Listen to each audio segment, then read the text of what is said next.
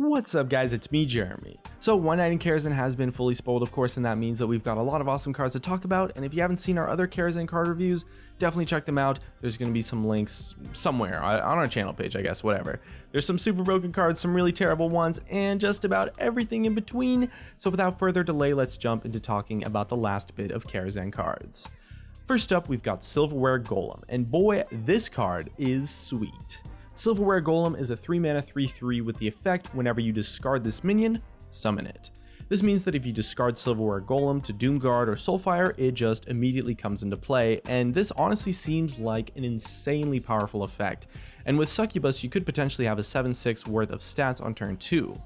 The only problem is that most discard effects right now are quite random, and the Succubus combo isn't entirely realistic either, especially if you're trying to play it on curve. So if you discard cards you actually wanted to instead of Silverware Golem, it's pretty unfortunate. So it's more of a thing that you want to save until later in the game when you can actually guarantee the discard. And the card's power level is high enough to sometimes make it worth the risk as well.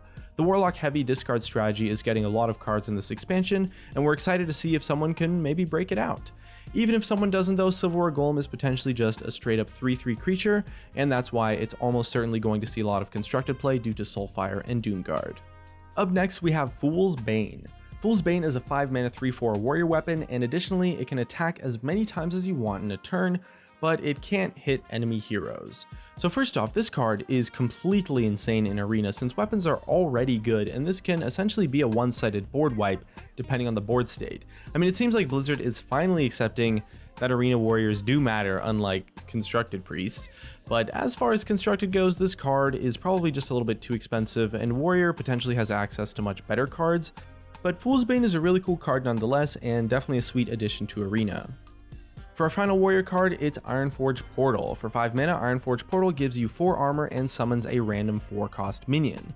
This card's really exciting for several reasons. First of all, the cost is just very good for the effect.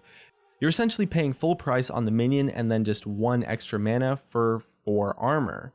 Second of all, this card is very reminiscent of Shield Maiden, the rotation of which essentially caused Control Warrior to stop being good, with more tempo-based warrior variants emerging like Dragon Warrior, Tempo Warrior, stuff like that. And this card pretty much kind of does the same thing as Shield Maiden did. It gives you armor, gives you a nice body, all that good stuff, while also being at a better mana slot because it doesn't compete with cards like Sylvanas. So Ironforge Portal is actually quite strong, and we definitely expected to see it being played in Control Warrior. For our first neutral card, it's Zubot. Zubot is a really cool design, and it's awesome that this mech buffing dragons, murlocs, and beasts is kind of a mechanic in this set, but unlike the Curator, this card probably isn't going to end up making it into constructed.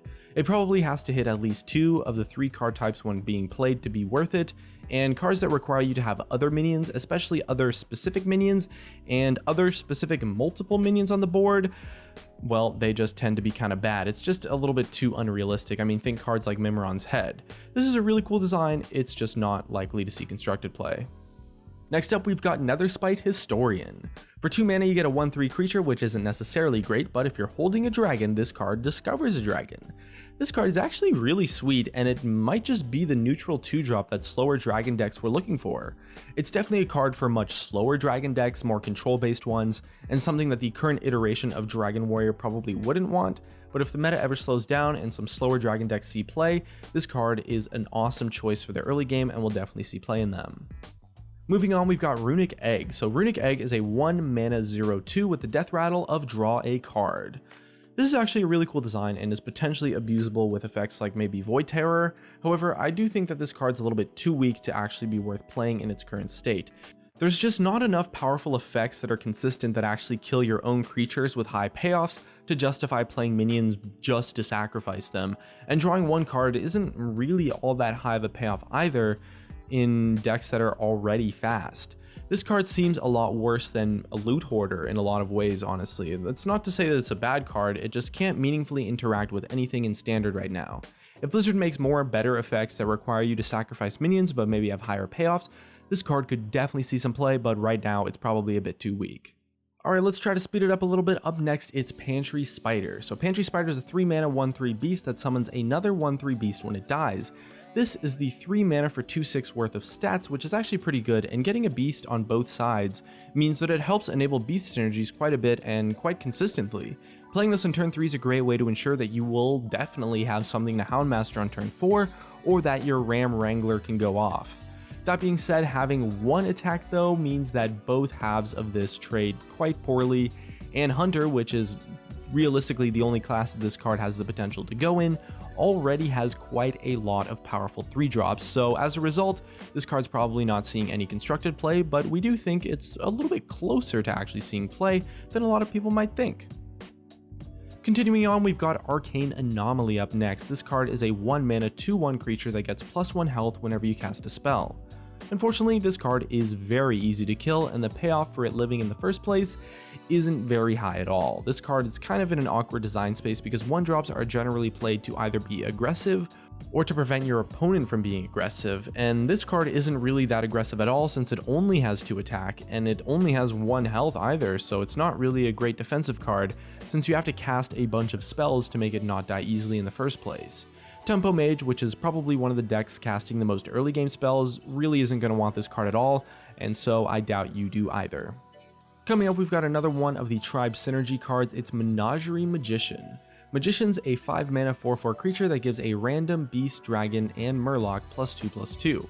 So kind of like with some of the other Tribes cards, he kind of falls into the problem of potentially being a little bit too situational. It's pretty unlikely that you're going to have a beast, dragon, and or a murloc on your board in the first place, let alone in your deck.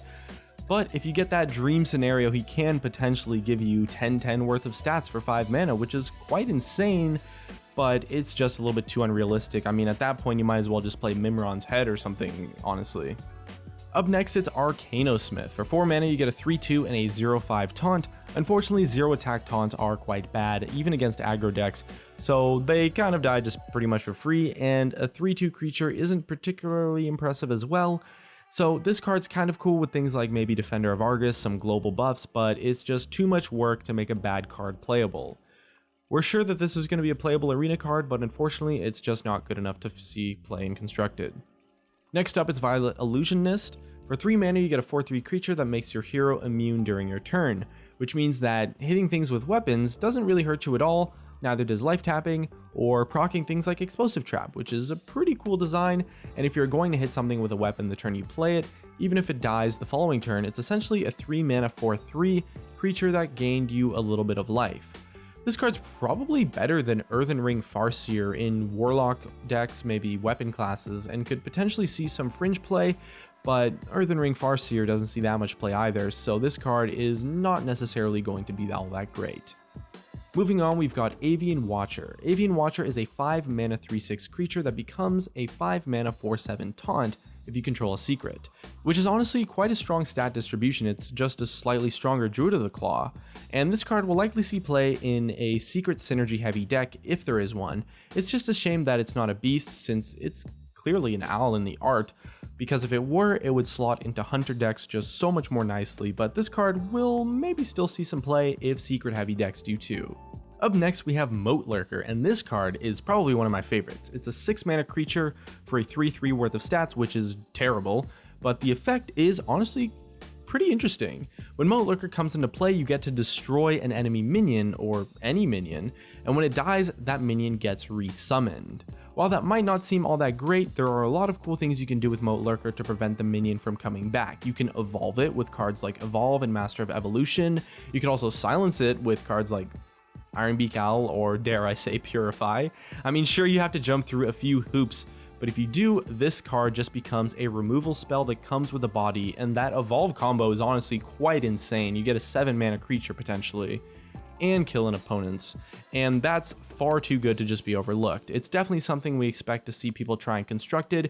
It's possible that it ends up being not that good enough, but it definitely has a lot of potential, and could work great in an Evolve Control Shaman deck. And finally, we have Arcane Giant. So similar to the rest of the Giant series, it's a 12 mana 8/8 creature, and it has its mana cost reduced for each spell that you've cast throughout the game. It's definitely not a giant that you can accelerate out early like Sea Giant, maybe Mountain Giant, but it is one that becomes pretty close to free, potentially even completely free towards the end of the game, almost like Molten Giant does. Well, it's a little bit curious to see whether or not this will be a giant in spell-heavy handlock, or I guess Reno lock, or if it will find its ways into tempo things like Tempo Mage, maybe Yogg Druid. Overall though, this card will definitely find a home somewhere in Constructed, as almost every giant kind of has so far. Sorry, Clockwork Giant though. Anyway, those are some of our thoughts on the new cards we've seen so far. Definitely let us know on what your favorite new cards are in the comments. Check out some of our other videos on Karazhan cards on our channel as well. And looks like that's going to be it for me. If you guys enjoyed the video, drop a like, subscribe if you want. Thanks for watching, and I'll see you guys next time.